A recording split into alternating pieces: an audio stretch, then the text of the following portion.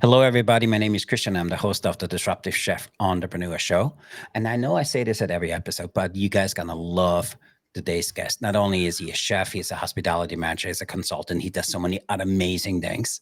But more than anything, he's an amazing human being. And you guys going to meet him right after this.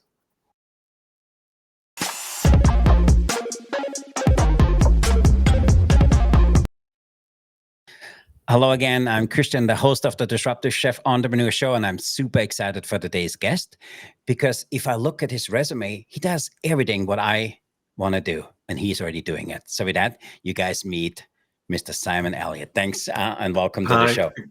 Thanks, Christian. Thanks very much for inviting me on. It's a real pleasure. Thank you. So I'm really excited to have this conversation with you. And before we started this, we kind of talked a little bit about, your background and how we got to meet you. And we did some research and, as we came across your stuff through a mutual friend, and we were like, he's doing what? He's a chef, he's a consultant, he does all of this stuff. Talk to me about the Profit Hound. Love that.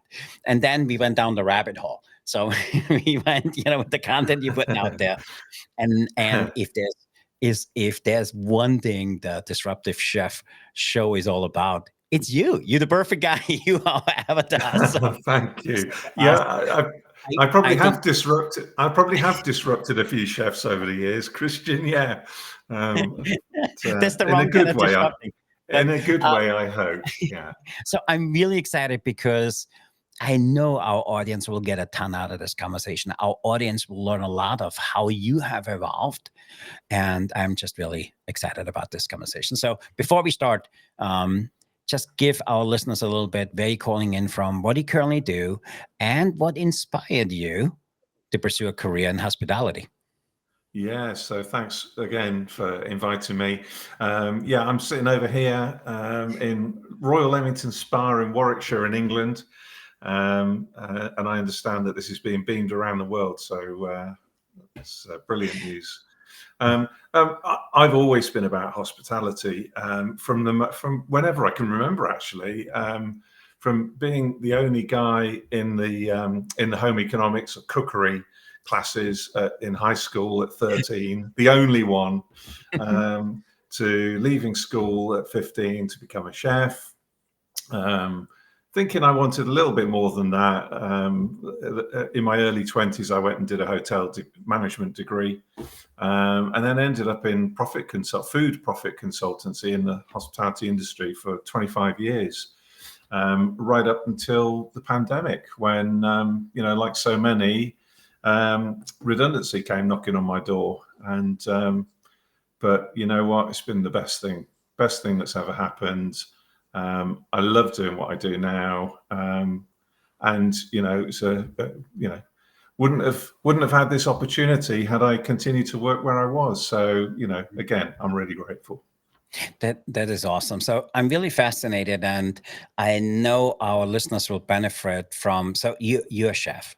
What was the next step for you, and not just what was the next steps? What was going on inside of you that said, I love this, but I need to do more? Or was it, hey, I love this, but I meant to do more, have a greater impact? So talk to us a little bit, because I know there's probably 10, 15, 20,000 people listening to this, which also feel the very same way you did. So talk to us a little bit how that came to be.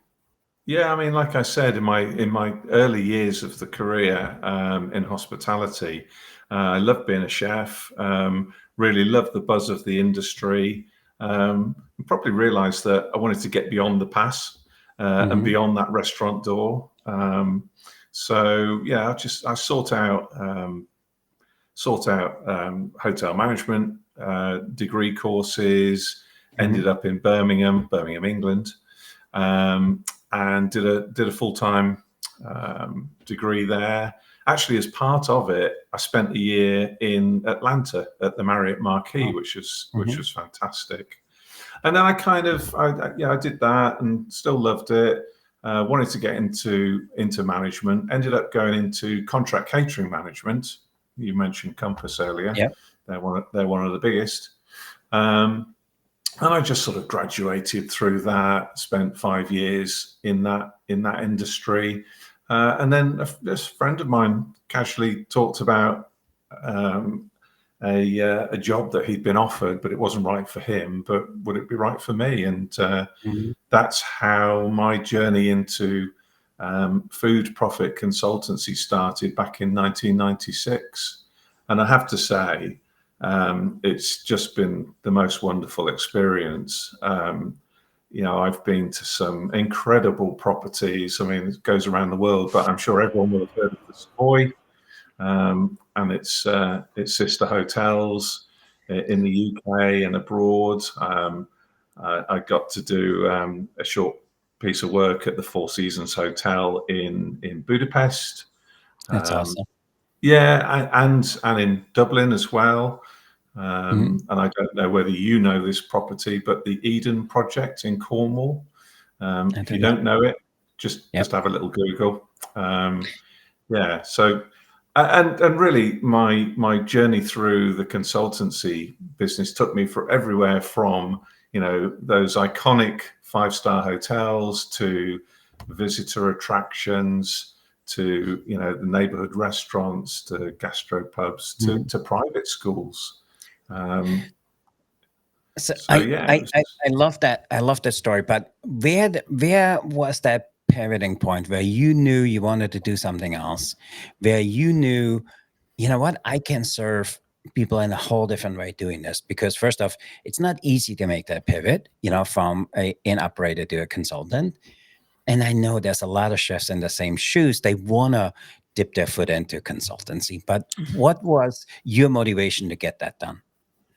Well, to get into consultancy, I think it was, in part, it was about having a little bit of a better work-life balance, because we all know hospitality is really tough, isn't it? Weekends. I used to be really sporty at school, and all that went out the window for the sort of 5 or 6 years of working as a chef, because you're just in the kitchens all weekend. And there was a few people along the way. As one general manager that I worked for that I really remember very well. Anthony J was his name, AJ, and he was that young, suave, really good looking mine host, but leader within the industry. And I just thought, you know what, I've got more to offer. I've got more to offer than just sending the veg or sending the main course or in the kitchen. So that's really what made me want to progress my career. I love that. So so you start this new thing, and I'm a big believer that the universe has great ways of kind of putting obstacles in your place to make sure that you're really serious about what you want to do. So if you start something totally new, I'm sure it was never smooth sailing. So talk to us. What was the first year like for you to go from an operator to start your own business? Oh, starting my own business, starting Profit Hound. Honestly, I mean, I've learned so much. I've learned how to set up a company. I've learned how to build a website. I've learned how to build something of a profile on social media, which has led us to get together. But I've also called on all the thoughts that I had and that I wanted to invoke when I was working for somebody, but the big corporate kind of like, no, you got to do it this way. So yeah, I think it was all of those motivational factors that, in truth, it took me about 24 hours to realize, going from redundancy to starting my own business. I was 51 years old. I've never been made redundant before. In the middle of a pandemic, I work in hospitality. What the hell else am I going to do? Yeah, it didn't take long. And honestly, I wasn't filled with much fear. I knew that I had the knowledge. I knew that I had the connections. I knew that I'd done it for somebody else. I could do it for myself. Yeah. And if there's anything, Christian, that it's that really, that if you're successful in your career, and you've done it for somebody else, you can definitely do it for yourself. So you make it sound so easy. I don't think it's easy to get. Maybe I want not. to call it a steady paycheck. And you at the time you had a young family. You have Yeah. kids. Yeah. It's hard to make that decision, saying, "Hey, I'm going out on my own, and I'm not 100% sure how I'm going to do with clients." And I honestly feel that's one of the things which holds chefs back. I know there's a ton of people listening to this right now which have the skills to do something on their own, but out of responsibility of their family or whatever the circumstances is, they never take that pivot because they feel they bound to this. So how was that for you? Well, in truth, Christian, I did have that choice made for me. So I think you are right. It is hard to give up that that salary, that car allowance, that private medical care. It's Mhm. hard to do that, but I think that there are so many people out there on social media that have done it, that Yeah. are very very happy to share how they've done it. And I've experienced that a lot over the last 4 years, and I definitely try and pay it back. Mhm. But yeah, I think it's yeah. So in my particular situation, it was forced upon me, but I embraced Yeah, it. yeah. Yeah, yeah. For those that have got a choice to make, I think just make the choice. Be confident in your ability, and Mhm. your knowledge and your contacts, and it's going to work. I It's going to I work. love that. So talk to us a little more about the Profit Hound. I love the name. Really Thank cool. you. I also I like, you have a very simple message. I improve food profits, and you know what? I'm a specialist in, optimizing supply chain. So talk to us a little bit. How do you guys serve the industry better than anybody else? Well, I mean, I'm not sure that I serve it better than anyone else. I'm not that proud, but I think what makes us unique and stands out is a number of things, really. Number one, first and foremost, is highly focused on profitability, not just Hmm. procurement, Yeah. because I think that's a really big differentiator. I think the other thing, well, the other points are that we don't operate with any sort of typical notion of nominated suppliers, Hmm. and we take no payment from any suppliers, which Yeah. before we were on air, you mentioned a couple of GPOs. That's their Hmm. method of income. I choose not to do that. I'd much rather focus my efforts on supporting my clients than chasing suppliers for payments. Um, uh, Lastly, I think I make it very easy for clients and suppliers to engage with me. I don't Hmm. put any barriers in place, other than a little bit of communication and data. Yeah. If that's possible, which these days even the smallest suppliers are able to provide some pretty good data. Yeah. We're good to go. So in that spirit, where do you see what part does technology play in what you guys currently do? Um, Funnily enough, I don't have sort of a spare £1 million knocking around to build my own technology, Mhm. but I've embraced quite a few smaller um, tech Mhm.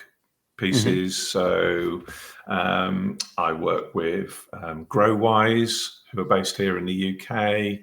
I work with Jelly Kitchen, again based in the UK, and they're Yeah. both kind of inventory management, costing, Yeah. online procurement, and yeah, look, tech undoubtedly has a big part to play, but I think an underrated part is just good communication with Mhm. suppliers.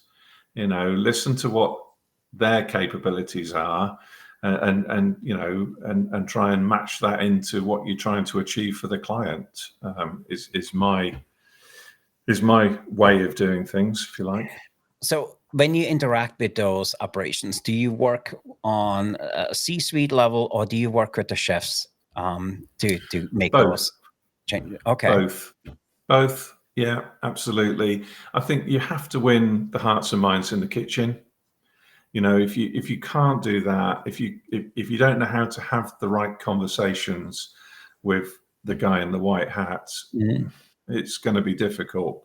And you know, I said jokingly, I've disrupted a few chefs over the years, but I like to think that I've disrupted their way of thinking, Mhm. and made them just stop and think slightly differently about the problem that we're all facing in this Mhm. industry, which is it's tough to make a profit. Um, And it is, but for me, our name, the disruptive chef, you are the perfect person for that, because I think that disrupting is not just that you ask them to do something totally different, is just look at it from a different point of view. And this is a relationship business. And I also love what you said. You know what? In any of these endeavors, the chefs can be your biggest ally, could be your biggest hurdle. yeah, And, I think the credibility you gain for that is because you've been in their shoes. And then that's for me so different than so many other consultants out there. Because when you talk about something, it's you lived it, it's not something you read about or you heard about or, seen it on TV. I've been that guy, and I hate doing something else yeah, because, yeah. I wanted to have a better quality of life. And I love that. And I think that's the key to your success. Yeah, no, and yeah, that's the way I approach it. I mean, of Mhm. course, you've got to get buy-in of people above the chef to perhaps engage initially. But you know what? Yeah. The Mhm. number of times I've had directors, owners, general managers talk about, yeah, that's all great. That's great, Simon. But we've got to have Steve or Mhm. Dave on board in the kitchen, because without him, we're just going to be pushing water up a hill. Yeah, Um, no, so it's I'm a big believer in that. That's the right approach, because having the chefs, buy in, because they could become, even with a client, your biggest cheerleader, and ask you to come back because yeah, of the yeah, value you brought. yeah, absolutely. Yeah, I've had that in the past for sure. Yeah, Yeah, and the few people we spoke to about you, the feedback was, you know right. what, his success is in his simplicity. There's no fluff. There's honest, Yeah, hard hitting question. We also heard from somebody that said he has the conversations which are not easy to have, and for me, I think that's key, because sometimes it's not easy to bring conversation, because chefs are so used to doing things, and you ask them not just to look at it differently, is ask them to change their behavior. And yeah, sometimes yeah. it's not, But it's yeah, go you ahead. know what though? Sometimes the opportunities lie a little bit further up the chain Mhm. than the kitchen. So you know, how many times have I heard, you know, the general manager or the owner talk about, oh, we can't break that £20, that 25, that £30 price barrier. We can't, you know, our clients wouldn't like that. Yeah. But you know, so I'll you know look at the competitor set and you know and kind of signpost them to the fact, well, you know, they you Mhm. know and they're busy. Um, you know, let's break that price barrier, but maybe we can put something else in. You know, maybe it's an entry level steak frites that can Mhm. sit there at a price point. Um, and give the guest choice ultimately. And Mhm. I'll never forget actually sitting in front of a leader of a very, very good gastropub business in this country. And he was talking to his fellow director about, you know, why don't we have scallops on the menu? Why don't we have lobster tails on the menu? And the answer was, you know, we're in the East Midlands, and you know, there's sensitivity, but you know, they almost came to blows over it. But The one won out, and we had Mm. scallops on the menu at $12.95, and do you know what was the biggest seller? Yeah, It's the love biggest that. seller, and yeah, so In that spirit, it's what do you think some of the new trends are you see out there, and what are some of the common, I don't want to call it denominators, but common things you see holding some of the restaurateurs back by choosing those new trends? yeah. I mean, yeah, there's definitely there has been a big move towards smaller menus, hasn't there? Yep. And and you know, my advice to people will always be to try and link menus, link products, and there's a perhaps a reluctance sometimes to take some stuff out of the business, but Yeah. those that those that have the um, the biggest balls to do it seem to be winning. Yeah. I And love what you said. I have a good friend of mine. They have 2 restaurants, and they kind of went through it, and they said they put themselves the 500 rule. And if it didn't sell 500 times a month, we okay, take it off the menu. And yeah, one of the dishes was where she felt, oh my God, that made us as an organization. This was the restaurant we started 25 years ago. I yeah, can't take this off. This is who we are. yeah, yeah, And vote with their feet. If they don't buy it, it's not what they want, you know? yeah. Guess what? That was 25 years ago, and it's what sells now, isn't it? That really Mhm. matters. Agreed. Yeah. So yeah, no. So I just think it's keeping things simple. Working hard on procurement, and that includes not just beating people up on price, but working hard on innovation. Yeah. Talking to your suppliers, what new products are there? What have you got coming through?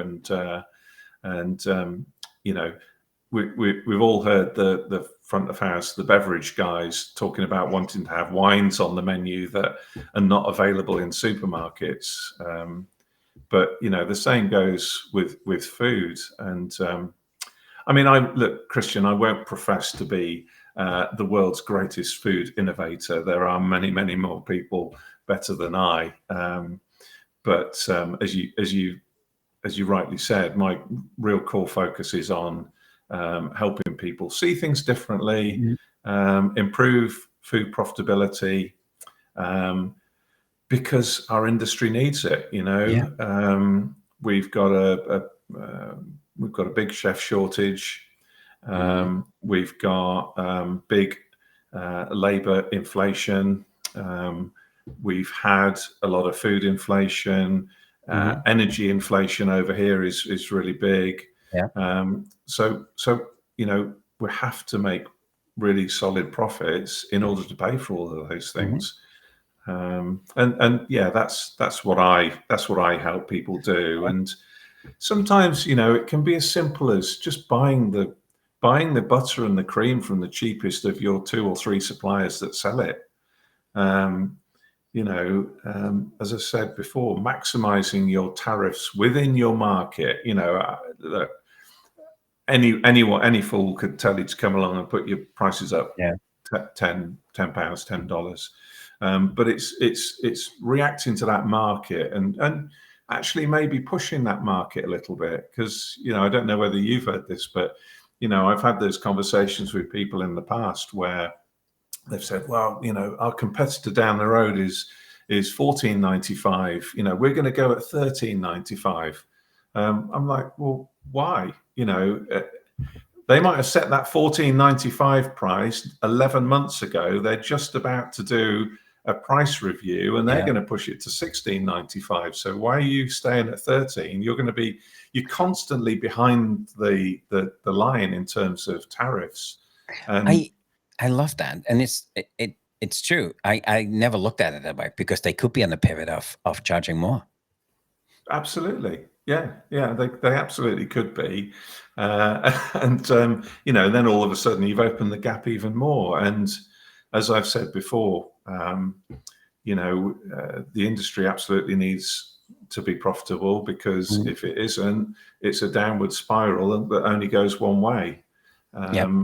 And the other point on tariffs is that, if you're hesitant about moving a price forward right now,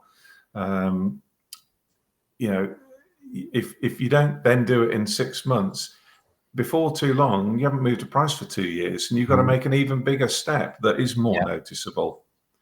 I, it's so true. I absolutely love that. And to go along with that, absolutely, service has got to be on point, hasn't it? I, People are looking to buy experiences, not just come to the restaurant on the basis yeah. that you've got And 35-day aged ribeye. I It's got to agreed, be. and it's so true. I just spoke to somebody about my experience. We were traveling in the Midwest, and my partner and I, he really was craving Indian food, so we went Indian restaurant number one. Great place, beautiful place. We were like, oh, dining hall is empty. We go up to the hostess. She says, we don't do dine in anymore. We only do takeout. Oh, okay. Out the door, we get to place number two. We get to place number two. Oh, we don't do dine in anymore. We only do takeout. And then we going to number three, same thing.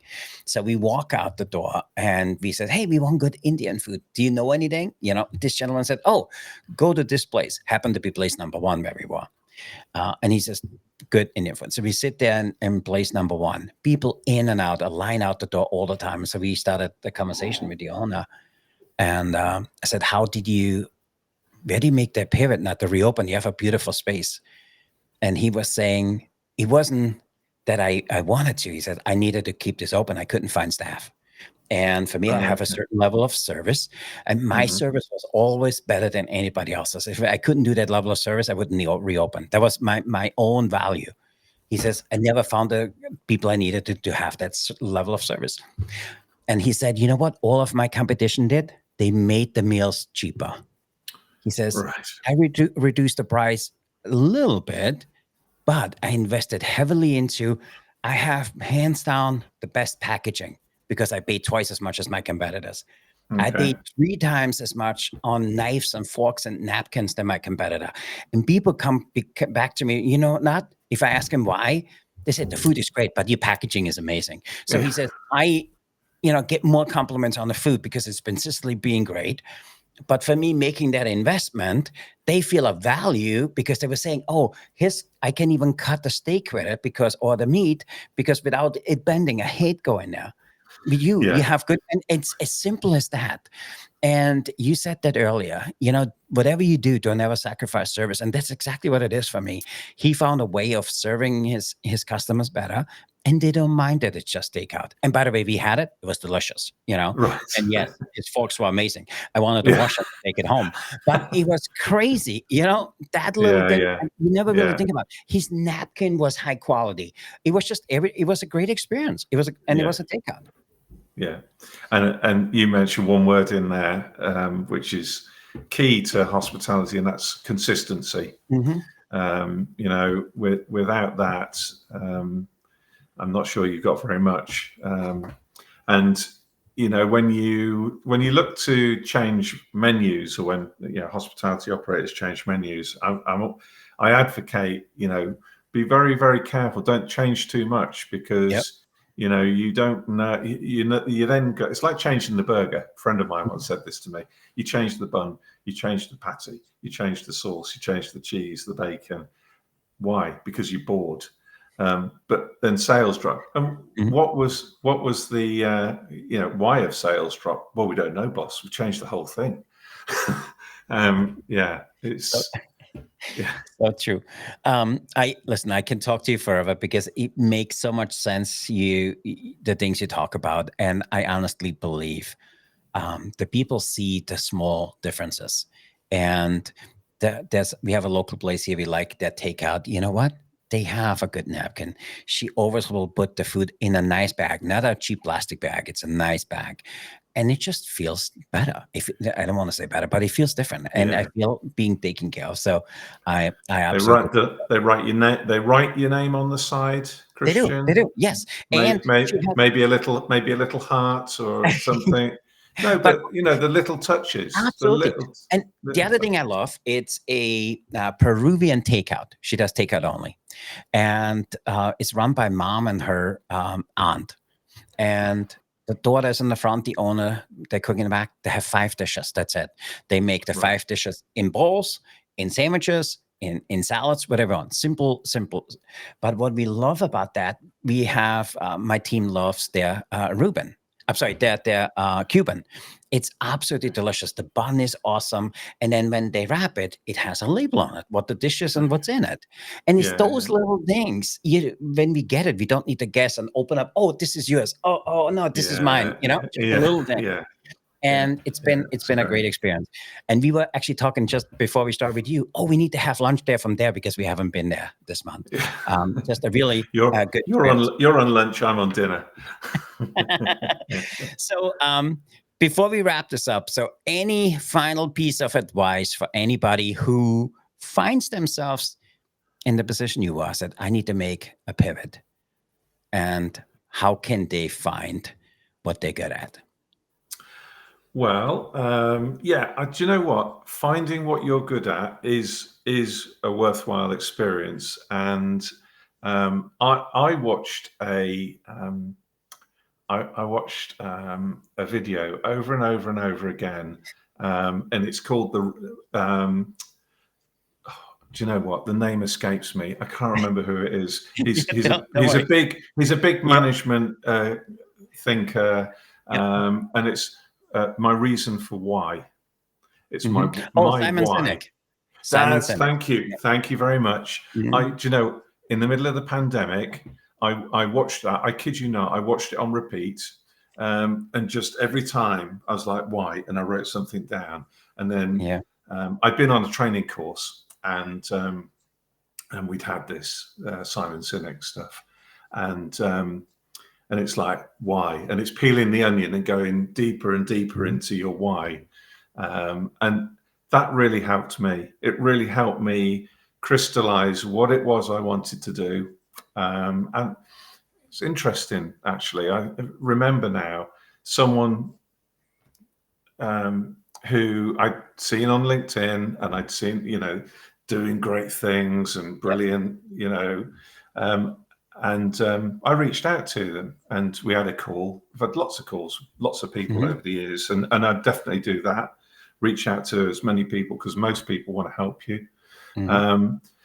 And we had a call, and I was sort of like, oh, I'm new to this consultancy thing, and you're so brilliant. And he said to me, he said, yeah, but you've got that absolute niche that will keep you focused. He said, I did loads of things, but you got that one thing to keep you really, really focused, and that stuck with me. I love that. Yeah, no, it's good. So yeah, that's sort of, it's not that specific, but I hope that helps someone. No, I would absolutely. definitely, Because Simon Sinek, the why. I love that. I think there's power in simplicity, and I'm a big believer complexity is the enemy of execution. And sometimes if we make it too, because we want to do all these grand things, it gets us stuck and we Yeah, never do anything. yeah. And for me, I love this conversation, Simon. I can talk to you all day, but before I let you go, are you up to play what we call rapid fire question food service edition? Well, if I say no, am I allowed to go? No, I'm good. I'm good. Let's go. Let's go, I, Christian. if you say no, there was a technical error on this one. No. Okay. And here we go. So, Okay. the way this works, How many am I getting? you get 5, 6. Okay, fine. Okay. So the way We'll this count works them. is my team creates new questions for me every week. You have next week's questions, so they're brand new, literally off the printer. 25 questions. I ask you a number between 1 and 25. You give me the number, and I read you the question, and then rapid fire. Okay. Okay, With that, give me a number between 1 and 25. Lucky 7. 7. Yeah. What is the most bizarre kitchen injury you have ever had? Oh, oh, I've had one. I have had one. You'll like this. I was cleaning the fryer, when I was 17 years old, and I was about 8 stone lighter than I am now. I'm 6'5". I'm a big guy. Yeah. I cleaned the fryer. I forgot to close the tap, and so I poured the oil back in, and I it know where came that is going. flooding out, and that's where I got my nickname of Bambi, because I looked like a baby deer on ice. And I fell over. So. Oh my God, I love that. We had somebody on who said the other day, I knocked it out of the park with this dish, and I did a victory dance, and I pulled a hamstring. So no victory dances. Next number between 1 and 25. Number 13. 13. Have you ever made a dish so bad you wouldn't serve it to your worst enemy? I've made a dish so bad, I made it 3 times, Christian. 3 times I made it so bad the chef took it off the menu. It was a chilled strawberry souffle with the ramekin dishes and the greaseproof paper tied up around the edges. I made it 3 times. I screwed them up 3 times, and he changed it. I can't remember. Probably changed it to creme brulee. Oh my God, that's the best. Question number between 1 and 25. 21. 21.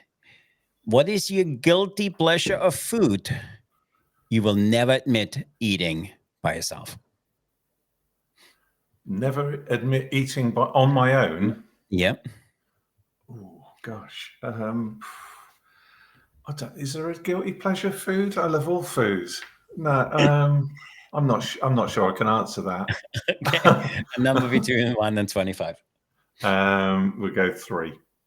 3. If you were given the power, what food will you banish forever? Tender stem broccoli.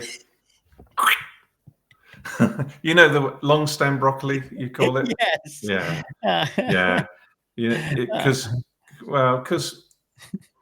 Well, my reason for that, I did say that quickly, Yes. but I get annoyed when I see it on menus when it's not the British season, and when it's been grown in Kenya, and then it's been flown over on a plane, and yeah, it's £10 a kilo. It's more than the price of the main course protein. It came from a local distributor that's local. Okay, a number between 1 and 25. 19. 19. If you could have a meal cooked by any fictional character, who would it be and why? Oh gosh. Gosh, that's really difficult. Sherlock Holmes, because Why? it would be a historic and an outlandish dish. I once ate dinner. I ate dinner at a restaurant in London called Dinner. Do you know it? Yeah. No. You don't. Okay, so have a look. It's run by Heston Blumenthal. Oh yeah, we know Heston. Yeah. Yeah. Okay. So Heston, that was my most memorable meal for a number of reasons. I was with my old MD, and so he is amazing fun, and he got me so drunk and so full of food, and the menu is full of historic dishes. So Salmagundi from 1727. So yeah, some historical context food. Yeah. I will check that out. Yeah, we're big fans of Heston Blumenthal. Okay, It's in the Mandarin Oriental Hotel in Knightsbridge in London. It's beautiful. Awesome. Last question, number between 1 and 25. Oh, okay, number 1. Number 1. Ooh, what is your favorite snack you secretly eat in a walk-in? In a walk-in? You mean in a walk-in fridge? Yes. You do? Yeah. Oh, I'm laughing at that. That is a great one, because I used to be when I was back in the consultancy days in the late 90s, early 2000s. We'd put our white coats on and we'd go and have a look around the fridges to see how the stock rotation was, stock levels, all that sort of thing. And oh, I used to be terrible. I used to be terrible for taking a breakfast sausage. It was still warm, putting it in my pocket for when we were out doing our work in the lounge. So yeah, I was naughty. I'm sorry. I ate out of chefs' fridges. I don't do it anymore. Oh, that's awesome. And that completes Rapid Fire Question Food Service Edition. Simon, we really appreciate it. That was awesome. So any final words of wisdom for our listeners? Well, I mean, I think what I would say is that if you're struggling with food profitability, just really turn every single stone. Just look at everything that you do and think, can I do that differently? Can I do it better? Can I change how I do it? So it might be the product that your roast beef on Sunday. It might be the afternoon tea sandwiches. Just constantly looking at turning every stone, seeing if you can do things differently. And having a really, really open mindset towards that. That's and reaching out to people. You open yourself up on social media, and you pose questions. So be careful. You've got to accept you're going to get some funny answers, but there might be one nugget in there that actually works really, really well. And you might be forever grateful to that person for commenting. I agree. I'm a big believer when the student is ready, the teacher will appear. So with that, Simon, thanks for being here today. Thanks for giving so freely of your time. So tell our audience, where can they learn more about the Profit Hound? Yeah, so I'm, as I said, very active on LinkedIn, but my website is very easy, profithound.co.uk. Have a look, make contact. I won't promise to fly to Australia unless you pay me a lot of money, but certainly be happy to have conversations with anyone. Awesome. Thank you. And also we have your information in the show notes. And thanks again for being here there. We really enjoyed this conversation. And I know our audience got a ton of value out of that, and we really appreciate that. And I have as well. Thank you very much. You're very welcome. And to our audience, for additional content, behind the scenes, glimpses, and updates for upcoming episodes, make sure you join our private community. It's called the Disruptive Chef Club. Make sure you get you signed up and get yourself a front row seat. So with that, until next time, remember to disrupt your kitchen, fire up your career, stay hungry for change. I'm Christian, your Disruptive Chef Entrepreneur host. I'm signing off. That means Mr. Simon and I are out of here. So be the change, be the challenge, and be the chef who sets the world on fire. Simon, thanks again for being here. We really appreciate this. Calling in that late. It was amazing, and it means the world. And to our listeners, make sure you go out there and stay disruptive, everybody. Thanks.